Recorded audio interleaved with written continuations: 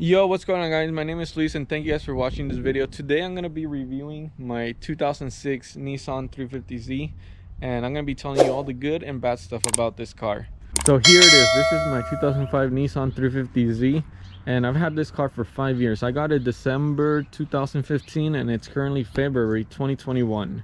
So I've had this car for like 5 years and a couple of months, and it's been mostly a positive experience owning this car. This was my dream car, if you say. I was 18 at the time, and I remember playing the Need for Speed games and driving this car, and it was super awesome, man. As you can see, it has the wing in the back.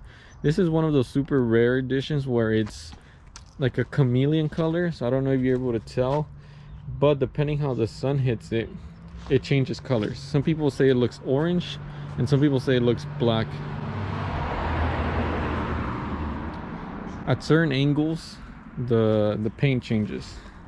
And it also came with this awesome wing from the factory. I did not put that wing, that's just how it came with the car. So I'm going to be telling you all the cons that I've experienced with this car, all the stuff that's broken, and it may be a common occurrence on other 350z's, and they're actually not that much. Overall, this car has been great. And we're gonna go inside the engine. I should probably take a little bit of care of this engine.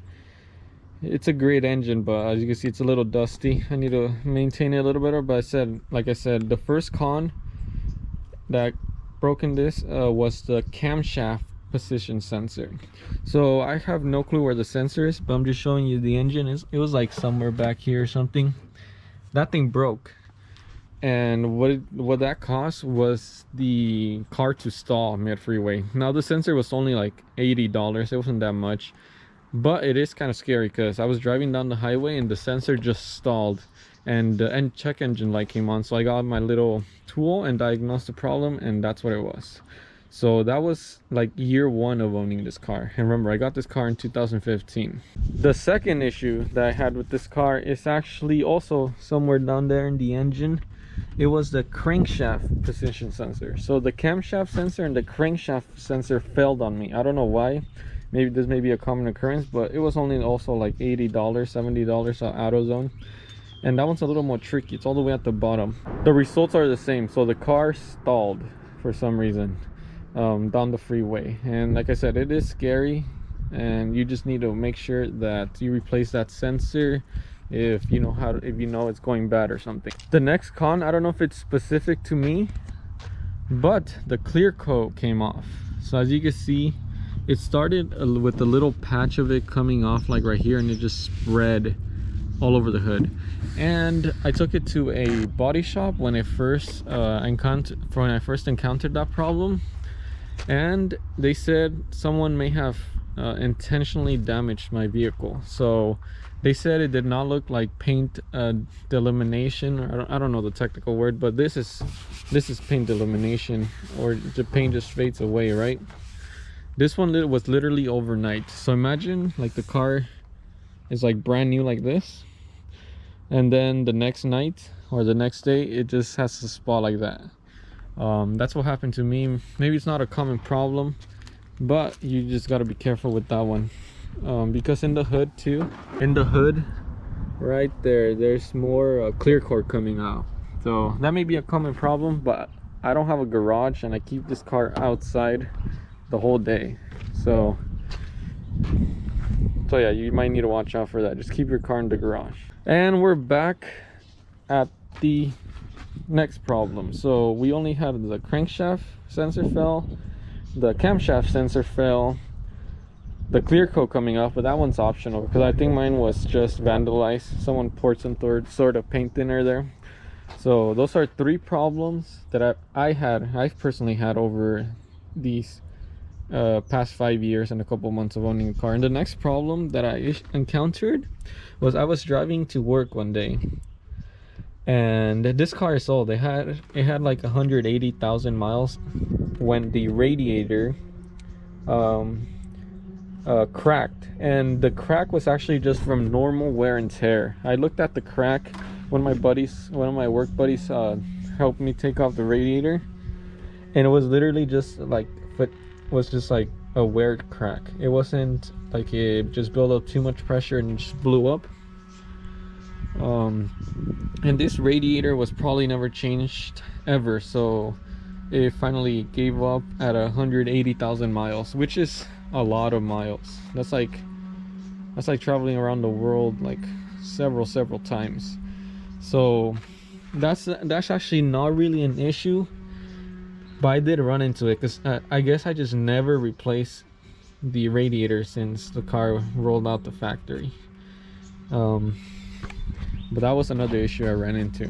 And for the final issue that's been it's really annoying, and especially if you like to open doors for your dates, it was the door handle. The passenger door handle broke.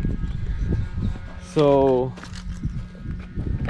when you open it, the car is unlocked, but when you go open it, you cannot some sort of latch broke in the back, where it just does not open the door. The only way you could open this door is if you open it from the inside. That still hasn't failed, but it's really annoying because I sometimes go out with girls, and I cannot open the door for them. I have to have the window down and then open the door. And this part is pretty cheap. It's pretty cheap. I'm gonna go ahead, and it's really easy to fix. I already ordered the parts on Amazon. It was only like $30, this whole door handle right here, and it's actually really easy to fix. Let me show you. As you can see, I have to go inside the car and open it from here. And once you have the door open, if you have the parts, all you have to do is take out these little, I don't know what they're called, those rubber things, and the door, I think it just pops off if I fix it. I actually ordered the part. I may do a video on it soon, but yeah, that's another maybe a common problem with these cars. But like I said, I put like 80,000 miles on this car. When I got it, it had like 129,000 miles. Currently it has like 199,000. I'm about to hit that 200,000 mark, and those are the only problems that I've ever had with this car. As you can see, this car has taken me to work. It's pretty much paid for itself already. It's taken me to work every day for the past 5 years, and that is something you should look for in a car. Besides the sporty look that I like, it should be reliable, and you should be able to get your money back. All right, so I'm currently sitting in the 350z. As you can see, it's a nice little car. I like it. It was my first car, but like I said, it's a reliable one. It is a Nissan. It's not like a BMW that's gonna break in 2 days. And here's some of the interior. But I really hope you like this video. Give it a thumbs up. Like I said, those are the issues I told you were literally the only issues I've had in the past 5 years of owning this car, and two of those aren't really issues that you could run into. For example, or like I said, my roof was vandalized, I think, and the radiator just outlived its life because it was never changed. Oh, and another pro is that recently my battery died, but the thing is, when I pulled out the battery, it was the original Nissan factory battery from 2005 or 2006, I mean. So as you can see, that battery outlived its life for like so many years. Usually batteries only last like 5-6 years out of the factory, but that's actually another pro. You're gonna get a long-lasting battery. But I hope you like this video. I'm gonna leave you with some exhaust clips, and let's go.